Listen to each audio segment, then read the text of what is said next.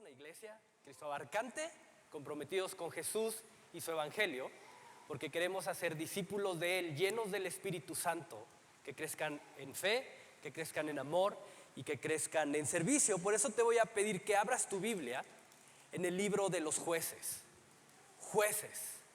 Y vamos a continuar estudiando esta historia que definitivamente, si has estado de manera regular los domingos, nos ha confrontado mucho en cuanto a la realidad de nuestro pecado, pero también nos ha mostrado lo glorioso de un Dios que en su misericordia siempre atiende a nuestro clamor para rescatarnos y para hacerlo y hacernos libres de la manera en que solamente Él puede hacernos libres. Jesús dijo: yo he venido para que tengan vida y la tengan en abundancia. Y definitivamente una vida abundante, una vida plena, es una vida menos contaminada por el pecado. Y es lo que hemos estado viendo a través del libro de los jueces. Y la semana pasada vimos cómo el pecado había llevado al pueblo de Israel a terminar sirviendo por 8 años, a un rey que la Biblia lo describe como doblemente malvado. No solamente malo, no solamente ahí medio manchado, medio pasado, ¿no? Sino dice doblemente malvado. Y por supuesto las consecuencias que el estar bajo el dominio de este rey acarreó para su pueblo, lo que nos permitió ver cómo el pecado, cuando no se encuentra con arrepentimiento, puede terminar generándonos un daño mucho más grande del que quizás tú y yo en un principio llegamos a considerar o llegamos a imaginar. Y a través de los versículos que vamos a estudiar esta mañana, quiero que veamos cómo una debilidad en manos de Dios puede convertirse en una fortaleza. Una debilidad en manos de Dios puede convertirse en una fortaleza. Y vamos a ver cómo cada uno de los jueces que Dios levantó y puso en medio de su pueblo estaba trazando el camino que apuntaba hacia el juez perfecto que el día de hoy tenemos en Jesucristo.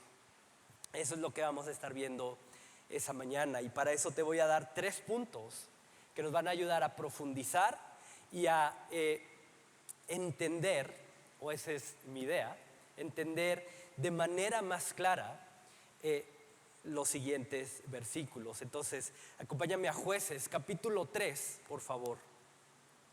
Versículos del 12 hasta el 26. Volvieron los hijos de Israel a hacer lo malo ante los ojos de Jehová. Y Jehová fortaleció a Eglón, rey de Moab, contra Israel, por cuanto había hecho lo malo ante los ojos de Jehová. Este juntó consigo a los hijos de Amón y de Amalec, y vino e hirió a Israel, y tomó la ciudad de las palmeras. Y sirvieron los hijos de Israel a Eglón, rey de los moabitas, 18 años. Y clamaron los hijos de Israel a Jehová, y Jehová les levantó un libertador, a Ahod, hijo de Gera, benjamita, el cual era zurdo. Y los hijos de Israel enviaron con él un presente a Eglón, rey de Moab. Y Ahod se había hecho un puñal de 2 filos, de 1 codo de largo, y se lo ciñó debajo de sus vestidos a su lado derecho. Y entregó el presente a Eglón, rey de Moab, y era Eglón hombre muy grueso. Y luego que hubo entregado el presente, despidió a la gente que lo había traído. Mas él se volvió desde los ídolos que estaban en Gilgal y dijo: Rey, una palabra secreta tengo que decirte. Él entonces dijo: Calla. Y salieron de delante de él todos los que con él estaban. Y se levantó y se le acercó a Ahod, estando él sentado solo en su sala de verano. Y Ahod dijo: Tengo palabra de Dios para ti. Entonces se levantó de la silla. Entonces alargó Ahod su mano izquierda y tomó el puñal de su lado derecho y se lo metió por el vientre, de tal manera que la empuñadura entró también tras la hoja y la gordura cubrió la hoja, porque no sacó el puñal de su vientre y salió el estiércol. Y salió Ahod al corredor y cerró tras sí las puertas de la sala y las aseguró con el cerrojo.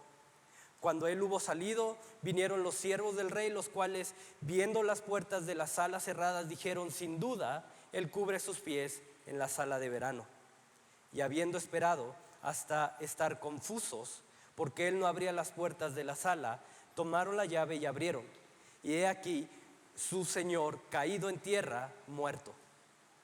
Mas entre tanto que ellos se detuvieron, Ahod escapó y pasando los ídolos se puso a salvo en Seirat.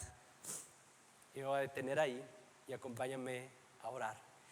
Pues Dios, gracias, Padre, porque a través de esta historia tan explícita, Señor, tan rara, no encuentro otra palabra para describirla, Señor, nos muestras cómo tú, en tu misericordia, Señor,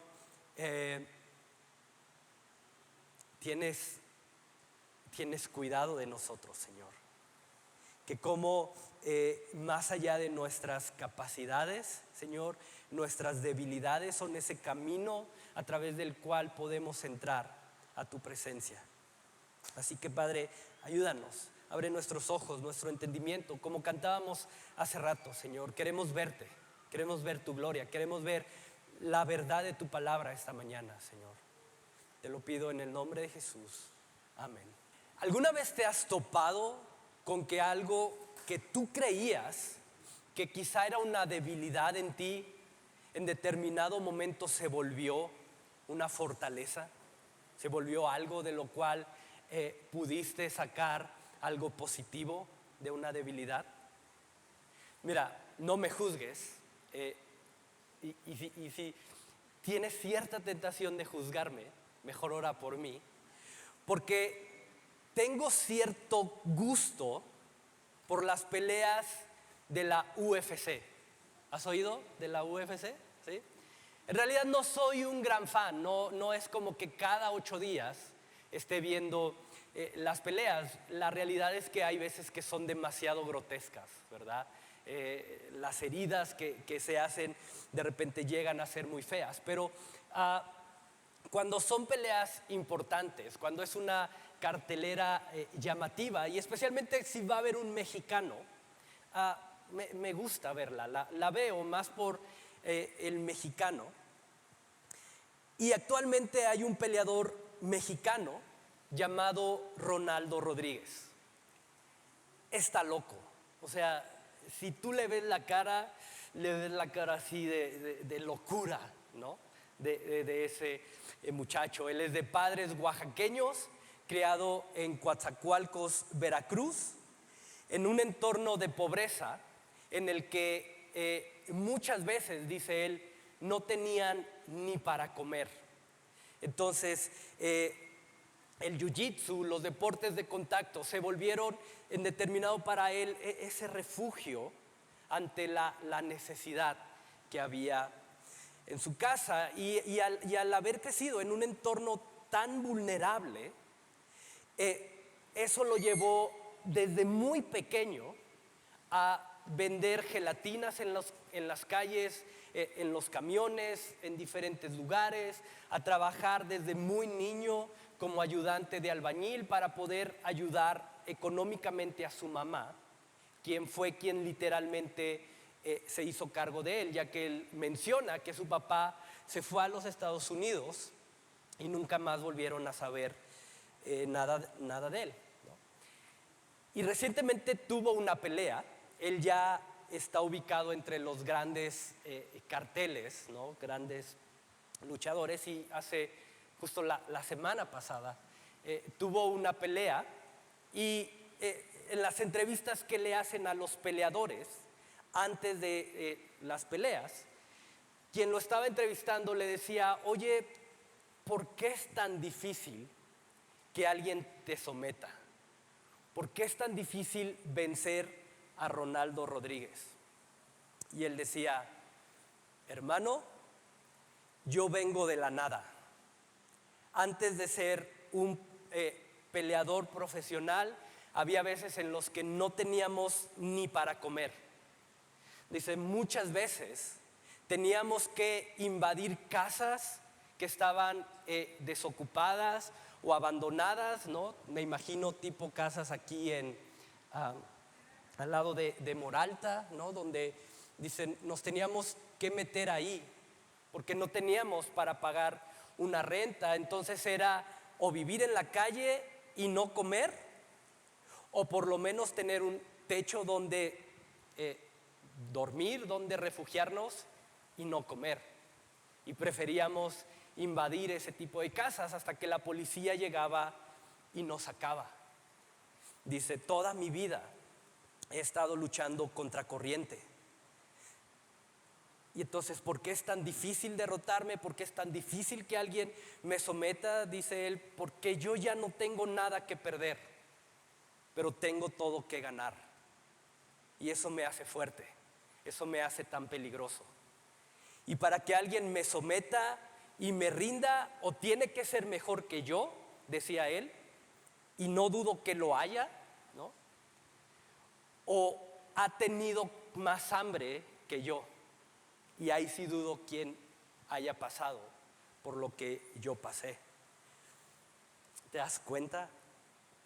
Lo que para cualquiera de nosotros quizá hubiera sido una debilidad y una excusa, él supo convertirlo en su mayor fortaleza.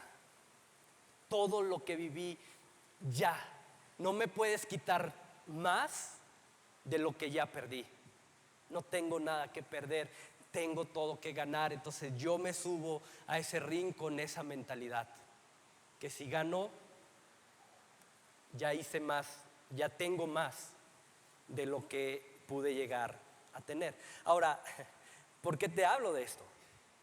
Porque Samuel nos presenta a Ahot, el juez que Dios levantó como respuesta al clamor de su pueblo después de estar 18 años, 18, siendo saqueados, siendo violados, siendo asesinados por el ejército de Eglón, rey de Moab, como consecuencia de su propia decisión de haberse rebelado y de nuevamente hacer lo malo ante los ojos de Jehová, ante los ojos de su Dios. Ahora, y esto es lo interesante, y aquí es donde se conecta esta historia con la historia de Ahot, porque Ahot, dice el texto, que era zurdo. Zurdo, ¿cuántos zurdos habemos hoy aquí? 2, 3, 4, 5, 6. ¿Qué tal? ¿Es fácil la vida para los zurdos? Más o menos, ¿verdad? Nada más que si vas a la escuela, pues tienes que escribir así medio chueco, ¿verdad? Porque no, ahorita ya hay, ¿verdad? De hecho, hace poco recibimos un donativo de puras paletas, bancas con paletas para zurdos, ¿no? Y yo decía, ¿dónde estaban esas cosas cuando yo estudiaba? Por eso ya estoy todo chueco ahora, ¿no? Yo intenté estudiar odontología. Sí, aparte de que era burro, mi pretexto era que los instrumentos estaban diseñados para manejarse con la mano derecha, entonces se me complicaba mucho y no podía hacer lo que hacen los dentistas, ¿no? Porque no me acomodaba con la mano zurda, ¿no? Y Ahot era zurdo, ¿no? Y para este tiempo no solo era una debilidad, sino también era básicamente imposible que alguien zurdo pudiera combatir, porque justamente todas las armas de guerra eran fabricadas para agarrarse y para manejarse con la mano derecha. De hecho, las tácticas militares, las tácticas tanto de defensa como de ofensa, estaban planeadas para con la mano izquierda defenderte y con la derecha atacar a tu enemigo con la espada.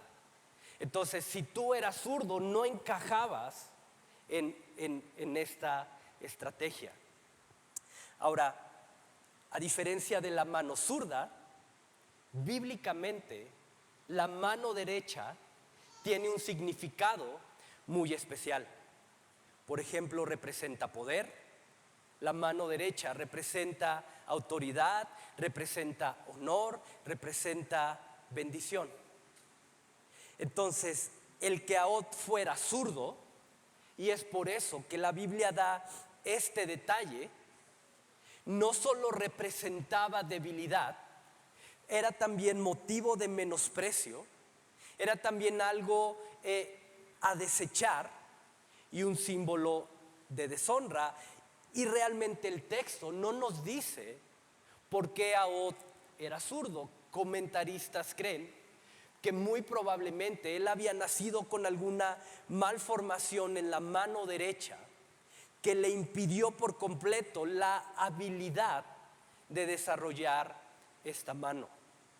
No era como que, pues es que como que no me acomodo más con la zurda, entonces voy a usar la zurda. No, todo niño, ¿no? Si se veía, ¿no? Creo que, no sé, yo creo que, no está Maris, pero yo creo que hasta los niños antes les amarraban la mano izquierda, ¿verdad? Para que empezaran a escribir con la mano derecha, porque eso era lo normal.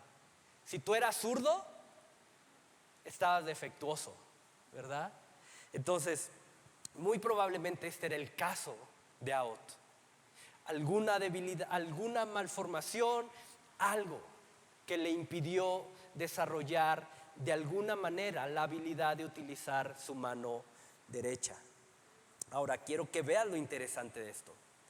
Porque según el versículo 15, Ahod desciende de la familia de ¿quién dice ahí? De Benjamín. Dice que era benjaminita. Y no sé si conocen la historia, pero cuando Benjamín nace, que es otra de las 12 familias, de las 12 tribus entre las cuales se había dividido el pueblo de Israel, pero cuando Benjamín nace, su madre le llama Benoni, que su significado es hijo de mi aflicción, porque básicamente su mamá es lo último que alcanza a decir, porque ella muere después de dar a luz. Es decir, le traen, da a luz, le traen al niño y lo último que alcanza a decir es Benoni, hijo de mi aflicción, hijo de mi dolor. Pero su padre, Jacob, decide no llamarlo así. Jacob dice, no, tú no vas a ser Benoni, tú vas a ser Benjamín, que su significado, su traducción es hijo de mi mano derecha, señalando que él no era, él no iba a ser de aflicción, que no era más una aflicción, como lo había llamado su madre, sino una bendición y alguien fuerte. Y justo de ahí viene Ahod. Y esto termina siendo algo completamente irónico. Un zurdo que viene de una familia cuyo significado de su nombre es hijo de mi mano derecha. El zurdo que Dios iba a levantar para rescatar al pueblo de Israel, viniendo de una familia cuya traducción es hijo de mi mano derecha. ¿No te encanta el sentido del humor que a veces Dios tiene?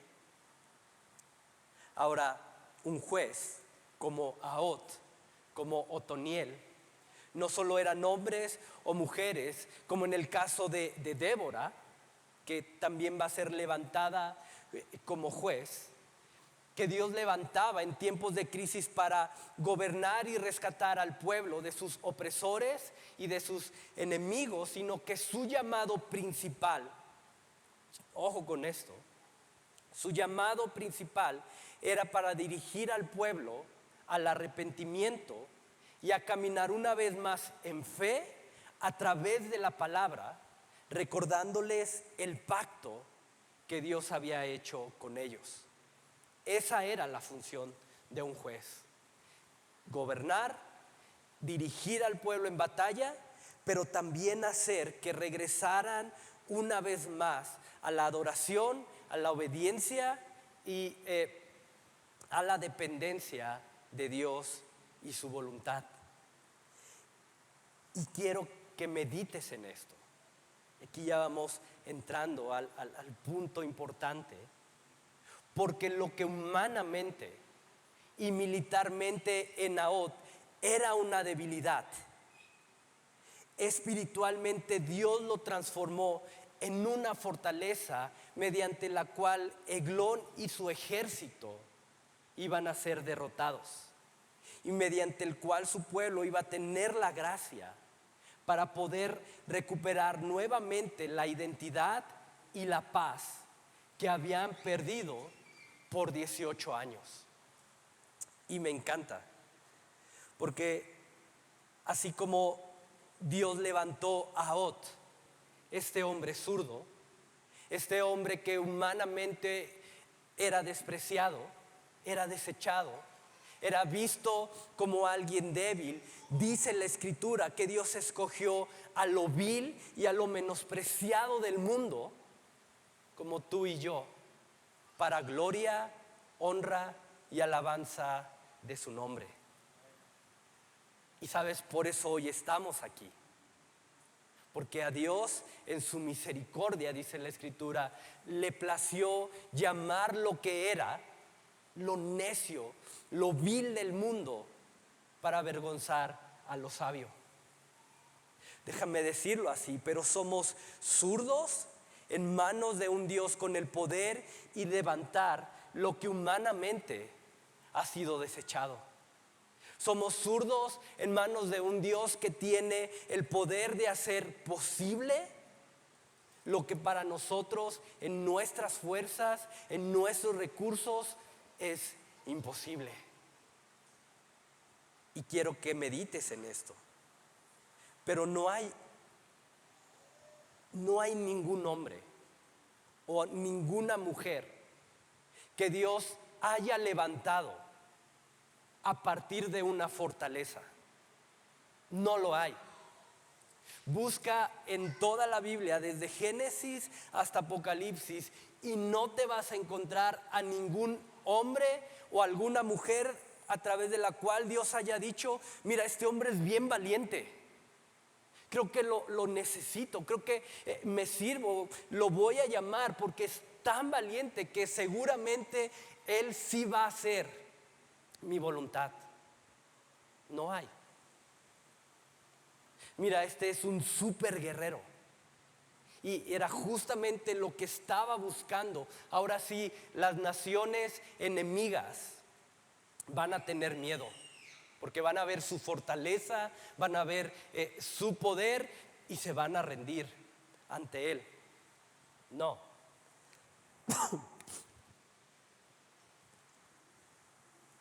Al contrario. Mira, la Biblia está llena de hombres y mujeres que humanamente hubieran sido descalificados para la tarea que se les estaba dando que hicieran. Solo piensa en un Moisés, por ejemplo, con sus dificultades para hablar, con sus inseguridades para cargar, para llevar al pueblo de Israel. Piensa en un Gedeón, por ejemplo, que es otro de los jueces que Dios va a tener que levantar más adelante. Este hombre que era literalmente era un cobarde. Dice la Escritura que al ver la amenaza de sus enemigos va y se esconde por temor. Piensa en un Jeremías, el profeta llorón, que su excusa era ser demasiado joven y no tener la experiencia que se necesitaba para lo que Dios le estaba llamando a hacer. Piensa en un Elías, con sus problemas de depresión, un Pedro con su terquedad. Y podemos irnos y recorrer toda la Biblia y encontrar justamente eso, que ninguno de estos hombres tenían una fortaleza para a partir de ahí decir: Dios, este me sirve. Y cuando había algo que pudiera considerarse como una fortaleza en alguien, ¿qué crees? Dios se encargaba de humillarlo y de quebrantarlo, como en el caso de Pablo, como en el caso de David. Porque mi poder, le dijo Jesús a Pablo, mi poder se perfecciona en medio de tu debilidad. Y quiero que medites en esto, porque el llamado de Ahod como juez era una tarea que no iba a poder realizar ni militarmente ni espiritualmente a partir de sus propias fuerzas, a partir de sus propias habilidades, a partir de sus propios recursos. Ahod tuvo que depender completamente de la mano poderosa del Dios que lo había levantado y que lo había puesto en ese lugar. Entonces, quiero que medites en esto. Y te dije que te iba a dar 3 puntos, y este es el primero. Pero nuestras debilidades, nuestras incapacidades son medios de gracia que nos hacen buscar la mano de Dios y depender de ella para que su voluntad sea hecha. Para eso, o por eso, Dios ha permitido que tengamos esas debilidades, porque a través de ellas podemos buscar la mano de Dios y depender de ella para que su voluntad sea hecha. Entonces, no lo sé, pero tal vez lo que hoy estás viviendo, eso que sobrepasa tus fuerzas, eso que va más allá de tus recursos, eso que va más allá de tu talento, de tu experiencia, es lo que hoy Dios quiere usar para que aprendas a buscar su mano y dependas de ella, para que su voluntad pueda ser hecha. Mira, no pierdas Jueces, pero acompáñame a 2 de Corintios, por favor, capítulo 12, versículo 10. Por lo cual, por amor a Cristo, me gozo. ¿En qué dice ahí? En mis debilidades, para que repose sobre mí el poder, por lo cual, por amor a Cristo me gozo en las debilidades, en afrentas, en necesidades, en persecuciones, en angustias, porque cuando soy débil, entonces, dice Pablo, soy fuerte. Porque cuando soy débil, corro o tengo la necesidad de buscar la mano de Dios y depender de ella para que su voluntad sea hecha. Mira, creo que muchas veces la mejor forma en la que tú y yo podemos adorar y glorificar a Dios es trayendo nuestras debilidades delante de Él. Muchas veces un Señor, yo no puedo con esto. Un Señor, yo no sé qué hacer. Un Señor, ayúdame. Un Señor, si tú no haces algo, yo no puedo. Este tipo de cosas, cuando verdaderamente salen de un corazón humillado y contrito, glorifican más a Dios que cualquier otra cosa que tú y yo podamos hacer confiando en nosotros mismos. Mira, hace como 10 años que yo pensaba que el estar al frente de la iglesia iba a ser por un año, y todos o muchos ya conocen esta parte de la historia. Yo pensé que iba a estar al frente de esta iglesia por un año nada más, hace 10 años atrás y dije, cuando hablaron conmigo, me dijeron, Quique, oye, necesitamos que te quedes en la iglesia por un año. Yo dije, va, sí, un año, se pasa rápido. ¿Qué tan difícil puede ser estar al frente de una iglesia? No sabía lo que estaba pensando.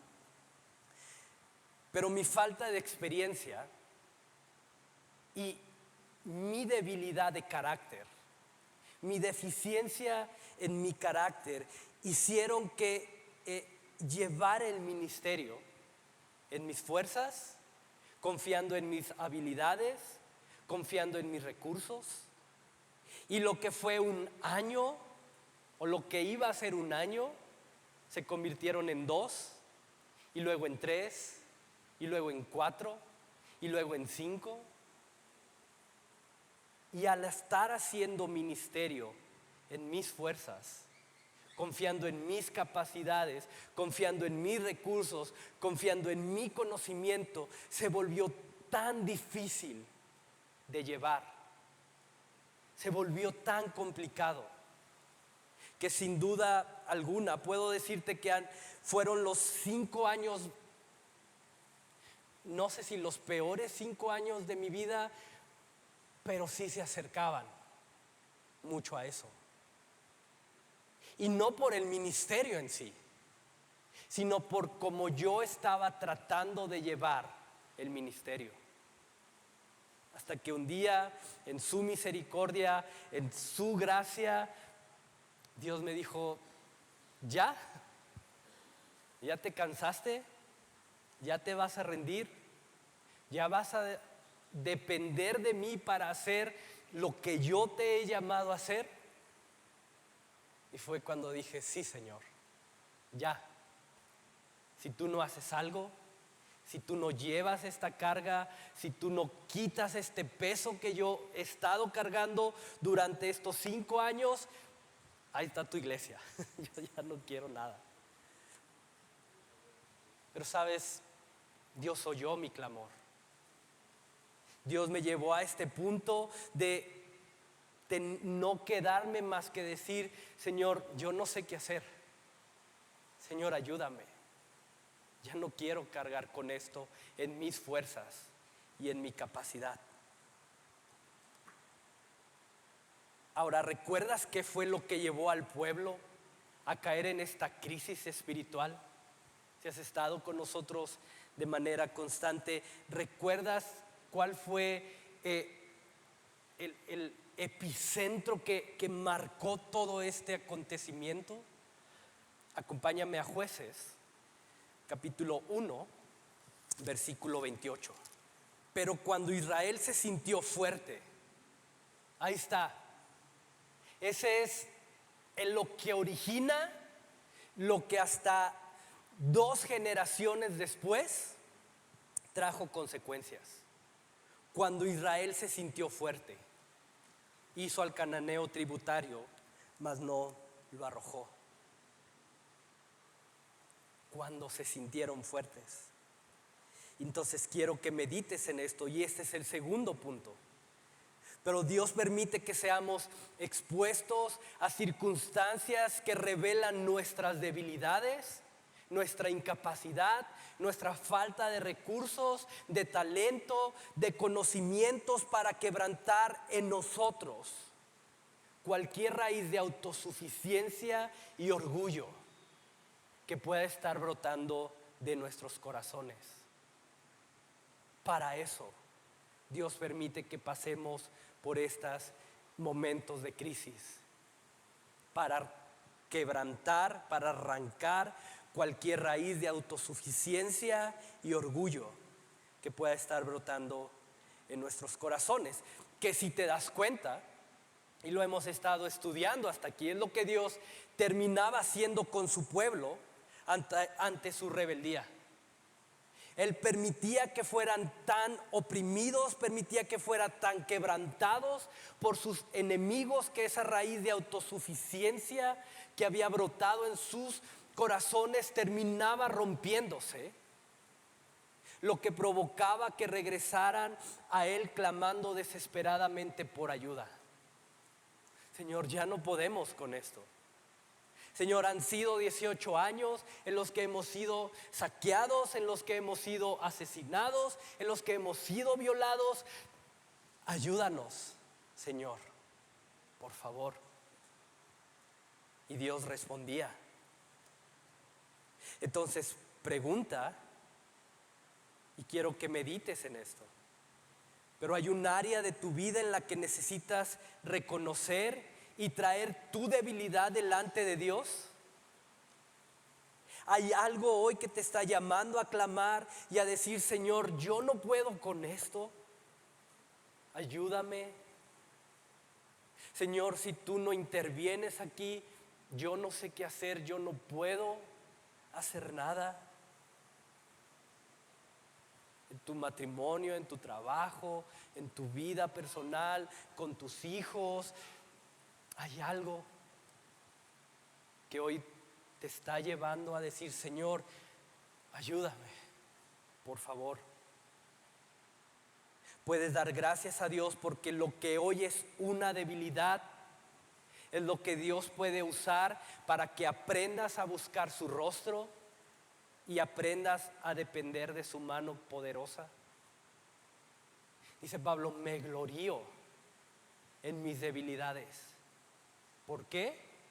Porque a través de ellas Pablo mantenía puesta la mirada en Jesús. Y ese es el llamado que tú y yo tenemos el día de hoy: a no quitar nuestra mirada de Él, a no olvidar lo que Él ha hecho, a no olvidar sus promesas, a no olvidar lo que Él ha hecho, pero también quiere seguir haciendo en nosotros y a través de nosotros. Ahora, no quiero profundizar mucho porque creo que el texto es demasiado claro y detallado para poder imaginarnos de cómo ocurrieron las cosas, como el hecho de decir que Eglón era tan gordo. Bueno, no dice gordo, lo llama grueso, ¿verdad?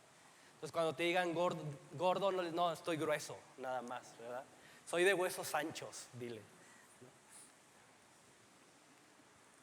Y dice que Eglón era tan gordo que un puñal, una espada de 45 centímetros aproximadamente de largo, terminó perdiéndose entre su panza de lo gordo que estaba. Imagínate. Digo, sí estoy, pero no tanto, ¿verdad? Y dice que fue tan profunda la herida y tan certera que el estiércol, la popó, la caca, terminó saliéndose de la panza. Imagínate todo lo que traía ese hombre ahí adentro de comida. Y que eso fue lo que permitió que Eglón escapara, porque sus siervos pensaban que estaban en la letrina, que es lo que significa que pensaban que estaba cubriendo sus pies, que estaba sentado en la letrina, y que eso fue lo que le permitió a Ahod escapar. Comentaristas señalan que muy probablemente Ahod tuvo que escapar justamente por la letrina para no ser descubierto. Entonces, no voy a entrar en muchos detalles de eso, pero a donde sí quiero llevar tu atención es a esto. Ve al versículo 27, por favor. Primera de Jueces 3, 27. Y cuando había entrado, tocó el cuerno en el monte de Efraín, y los hijos de Israel descendieron con él del monte, y él iba delante de ellos. Entonces él les dijo: seguidme, porque Jehová ha entregado a vuestros enemigos, los moabitas, en vuestras manos. Y decidieron en pos de él, y tomaron los vados del Jordán a Moab, y no dejaron pasar a ninguno. Es decir, mataron a todos. Y en aquel tiempo mataron de los moabitas como a 10,000 hombres, todos valientes y todos hombres de guerra, no escapó ninguno. Así fue subyugado Moab aquel día bajo la mano de Israel y reposó la tierra 80 años. Ahora, dice que cuando entró en Seirat, hizo tocar el cuerno, ¿no? Que este era un cuerno de carnero que se llamaba shofar, que se utilizaba para convocar al pueblo. Es decir, cuando el pueblo escuchaba el sonido, un sonido muy particular del shofar, ellos sabían que tenían que reunirse. Pero quiero que veas lo hermoso de esto, porque más que un llamado para reunirse a pelear, era también un llamado para reunirse y regresar nuevamente a esa identidad, a ese propósito y a ese valor que Dios les había dado cuando los había sacado de Egipto. Y sabes, cada juez que Dios levantaba tenían algo en común.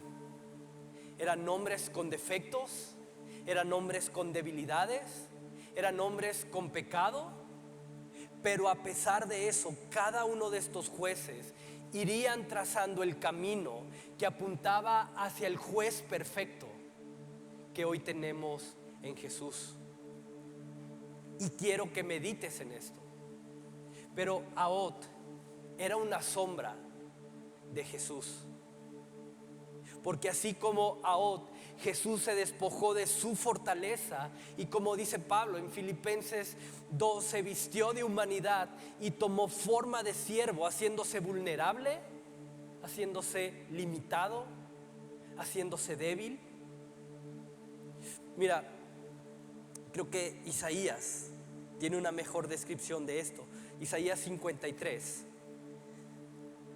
versículo 1 al 3, dice: ¿quién ha creído a nuestro anuncio? ¿Y sobre quién se ha manifestado el brazo de Jehová? Subirá cual renuevo delante de él, y como raíz de tierra seca. No hay parecer en él, ni hermosura, ni le veremos más inatractivo para que le deseemos. Despreciado y desechado entre los hombres, varón de dolores, experimentado en quebranto, y como que escondimos de él el rostro. Fue menospreciado y no le estimamos. Y puedes ver la semejanza: despreciado, ignorado, desechado, sin atractivo. Y lo que el mundo, al no poder ver su valor, al no poder ver su hermosura, despreció y desechó con su sacrificio en la cruz y con su victoria en la resurrección. Fue quien nos trajo libertad y restauró nuestra identidad, nuestro propósito y nuestro valor. Y este es el tercer y último punto de hoy. Pero Jesús es el juez perfecto que nos fortalece nuestra debilidad, al poder venir a Él en libertad, confianza y esperanza, sabiendo que no es lo que nosotros podemos hacer, sino lo que Él puede y quiere hacer en nosotros y a través de nosotros.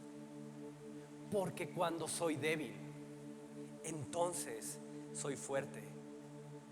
Y al igual que Ahod, quien tocó el cuerno, el shofar, para reunir al pueblo, dice la escritura que un día sonará esa trompeta que anunciará el fin, y junto con ello el regreso de Jesús, quien vendrá a establecer nuevamente su reino, un reino eterno, un reino en el que ya no habrá debilidad, ya no habrá necesidad, ya no habrá pecado, porque con su victoria Jesús ha hecho nuevas todas las cosas.